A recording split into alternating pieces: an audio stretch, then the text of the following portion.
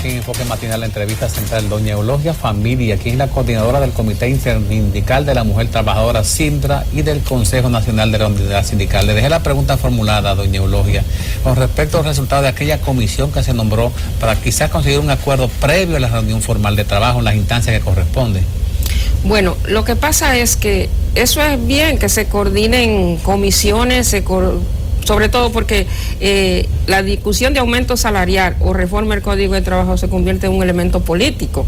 Y desde luego al gobierno le preocupa la situación de tranque que hay. Es bueno que el gobierno se interese y designe comisión para hacer cabildeo, lobismo, discusiones y aproximaciones entre las partes antes de ir al comité y que se oficialicen las cosas en el comité. Lo que pasa es que en el comité de salario tenemos la desgracia que hay dos partes siempre que son gobierno y empleadores que tienden a coincidir y aunque la parte gubernamental debía ser moderadora en el comité de salario, en un momento tomar una determinación, porque la ministra de Trabajo puede tomar una determinación junto con los sindicatos de aplicar el aumento de salario. Los empleadores la impugnarían, pero al final ella es la que la van a impugnar ante ella y al final ella es la que toma la decisión. Entonces, el comité de salario siempre ha funcionado tripartitamente, pero ese tripartismo tiene una sobrecarga entre los empleadores y siempre un manejo, digamos, muy tibio de la parte gubernamental que tiende a no querer lesionar los intereses de los empresarios. Y de ahí es que el movimiento sindical siempre está en desventaja en las discusiones y las negociaciones. Ahora, hasta el día de ayer a las 3 de la tarde que yo me retiré de mi confederación, yo no tenía información de que se hubiese llegado a ningún acuerdo o entendimiento. Si lo hubo fue en la tardecita y ahora vamos al comité de salario a las 9 de la mañana para entonces ahí ver qué es lo que al final se va a plantear, porque los empleadores han planteado un 8% y imagínese usted, tenemos un año en esta lucha por 900 pesos más para los que ganan 11,000 pesos y 500 pesos para los que ganan menos de los 11,000 pesos para los otros salarios. Eso no tiene sentido. Una vergüenza. Eso es como un saco de arroz, un galón de aceite, señores. Si acaso, eso es echar una lucha actuales. por eso no puede ser.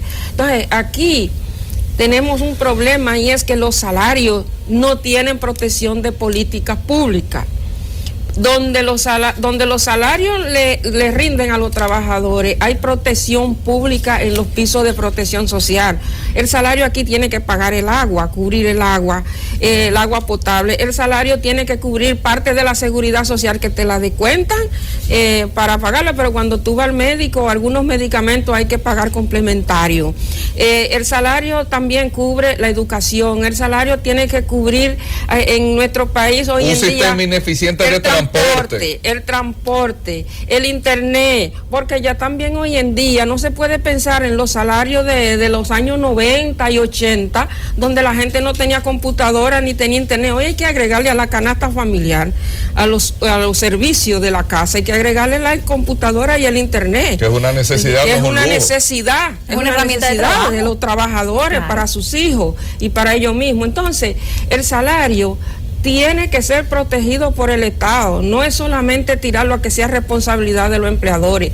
Eso también es otro de los problemas que confrontamos las mujeres en el trabajo, porque no tenemos políticas públicas que nos protejan. Y por eso hubo una propuesta, a propósito de esta reunión del Comité Nacional de Salarios, de que como su misión fundamental es cada 2 años revisar los salarios mínimos en la República Dominicana, que se establezca entonces como una opción hacerlo a través de una ley. ¿Esto por qué?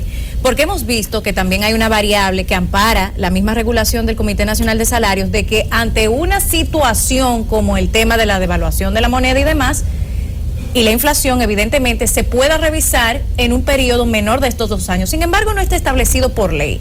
Hay unas propuestas en ese sentido. ¿Qué opinión le merece? ¿Sería esto una salvaguarda para que entonces este can que cada 2 años vemos quede erradicado totalmente? El Código de Trabajo lo que dice es que en 2 años es que se debe discutir máximo, el tiempo máximo para discutir una tarifa, pero antes de los 2 años se puede revisar dependiendo de la circunstancia. O sea, el que está discutiéndose ahora se debió discutir el año pasado, un año después, porque eso quedó pactado en el diálogo que se hizo sobre ese aumento de salario y la resolución que se aprobó. Se dijo que en un año se revisarían.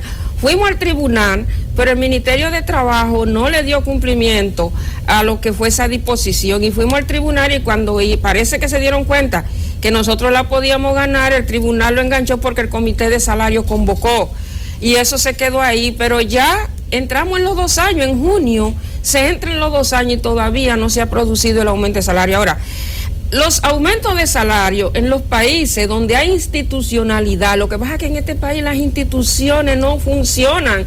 Nuestra democracia es un pañal, no termina de salir del pañal. Entonces, en donde hay institucionalidad, los salarios funcionan de acuerdo a la inflación, hay ajuste de inflación. De acuerdo hasta el lugar territorial donde usted está, donde pero usted vive, además donde se trabaja. toma en cuenta todos los elementos que inciden en la economía. Por ejemplo, aquí bajaron los combustibles, en unos 3 meses bajando los combustibles de manera estrepitosa. Tuvo eso un impacto en la calidad de vida de nosotros, los dominicanos y las dominicanas, en los salarios, en los artículos de primera necesidad, en las atenciones que debió ofrecer el gobierno. No tuvo ningún impacto. ¿Le redujo eso, cobrarle impuesto a alguien? No, porque la cuestión es que el gobierno nuestro es voraz, lo que le gusta es captar recursos para la inversión que hacen, que tampoco es una inversión planificada, donde están las prioridades y las necesidades fundamentales de la población. Entonces, esas son de las cosas que nosotros tenemos aquí, hasta que no se determine una ley de salarios, que aquí no deben haber de que 17 o 18 salarios mínimos. El salario mínimo debe ser uno para todo el mundo, y de ahí comenzar entonces el despegue para aplicarlo en los diferentes sectores, de acuerdo a la conveniencia económica del sector, porque uno sabe que hay sectores que son más dinámicos, que generan más recursos que otros. Entonces así es que se debían ajustar los salarios, no de que a la doméstica esto, a los campesinos esto, a la zona franca tanto. No, debe haber un salario mínimo base para todo el mundo, en el nacional, incluyendo el sector público, porque estamos hablando del sector privado, pero no se está diciendo nada de la pobreza que tienen los salarios en el sector público. En el sector público eso es una miseria. Y si usted va a los... Hay gente que gana 3,000 pesos y 4,000 pesos. Pero hay alcaldías que te pagan 2.500 pesos de salario. Mensual. Mensual. ¿Cómo vive una persona con un salario miserable de 2.500 pesos? Entonces, esta realidad de que vivimos aquí es parte de este desorden institucional que tiene el país. Lo que pasa que en Río Revuelto, ganancia de pescadores, y aquí el que tiene más poder entonces se impone y da la migaja que le da la gana a la población. Y en la mesa de negociación se plantea que hay una indexación cíclicamente cada cierto tiempo, en el cual el salario se vaya adecuando a la inflación, al aumento del costo de la vida, a los gastos que tiene la sociedad.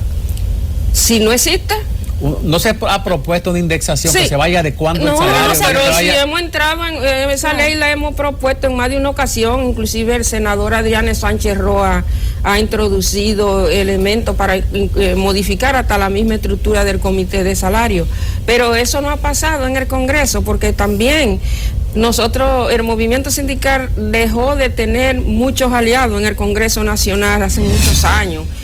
A partir de la otra reforma del Código de Trabajo, como habían 16 sindicalistas que influyeron mucho en la modificación de ese código, el sector empleador le dijo a los partidos políticos de ahí en adelante: no queremos, hay que cortar con sindicalistas en el Congreso Nacional. Y de ahí en adelante, yo creo que el último referente fui yo en el 2000, y salí en el 2002 y no pude volver. Me enfrenté ahí los problemas de la reelección con Hipólito Mejía en ese momento. Pero ese es el punto, una estructura política. Entonces, el movimiento sindical no tiene muchos aliados. Hay algunos legisladores que podemos decir que nos reciben, que nos escuchan, pero tampoco son los que tienen la fuerza para producir un cambio en el Congreso Nacional, introducir una ley que genere un cambio. Pero sí se han hecho aprestos para eso, y nosotros estamos en disposición de continuar adelante, porque todo no va a seguir igual siempre. En un momento hay que cambiar. El corazón de la llama lo conoce el cuchillo. Ustedes que de manera interna están discutiendo estos puntos vitales para el trabajador y la trabajadora dominicana, yo me pregunto lo siguiente: Veo que hay una estructura muy poderosa de lineamiento político que rige cada una de estas reuniones, pero excluyendo esa parte política, ese lineamiento político, ¿se puede decir que en estas discusiones se prevé, por ejemplo, efectos neurológicos, psicológicos y físicos para tomar en consideración las modificaciones al Código Laboral? Me explico, por ejemplo, un tema que gracias a Dios pasó la página, de aumentar la cantidad de horas del trabajador por un valor inferior a su salario, ya eso gracias a Dios quedó relegado, pero ese impacto que tiene en la cantidad de horas trabajadas ese trabajador o trabajadora, el tema de la cesantía, ese tipo de impacto emocional y productivo que tiene en el ser humano, ¿se ha planteado en esa mesa de discusión, no solamente como algo que parte de una estructura o un lineamiento político? Mire, el asunto, por ejemplo, la jornada de 8 horas, los empleadores ya no están planteando que sean 44 horas a la semana, sino que sean 48. O sea, están planteando elevar la jornada de trabajo para no pagar hora extra. Pero yo tengo entendido que Pepe Abreu había dado unas declaraciones en donde ese punto en particular había quedado ya estamos fuera. Hablando del planteamiento. Ahora, la aprobación, eso es otra cosa, porque nosotros no pensamos ceder en cosas como esa. Primero porque eso cambiaría hasta el ritmo en lo que es el trabajo del hogar y el trabajo de la familia y el trabajo de la familia y hasta en la educación, porque hoy en día los trabajadores y las trabajadoras son jóvenes y estudian también. Eso lo cambiaría. Ahora bien, una cosa como el horario, una cosa como la cesantía. Mire, si a un trabajador le dicen o trabajadora que la cesantía ahora ya va a ser menos porque va a ser, mire, eso va a generar un impacto emocional terrible y el movimiento sindical está conteste que hacer eso es su desaparición, porque la cesantía laboral no es un asunto sindicalizado. Los derechos laborales no son cuestiones de sindicalizados, son cuestiones de quienes trabajan, de trabajadores y trabajadoras. Entonces, adoptar decisiones como esa tendría una repercusión muy negativa en el movimiento sindical si lo asumiera y en el mismo gobierno si lo hiciera, porque el gobierno, todo el que trabaja se va a revertir en contra de una decisión de esa naturaleza y no es verdad que va a sentirse conforme con la misma. Pero a lo que yo me refiero es más bien al planteamiento de especialistas de la salud en estos temas en particular, si ha habido la incorporación de estos especialistas para determinar si realmente corresponde o no estos cambios en la modificación al Código Laboral, porque entendemos que por asunto de sentido común evidentemente que crea un impacto negativo, pero en cuanto a especialistas de salud, ¿esto ha sido analizado y abordado en esa mesa de discusión? No, hemos tenido especialistas en materia laboral que bien pueden conocer un poco de salud ocupacional por su formación laboral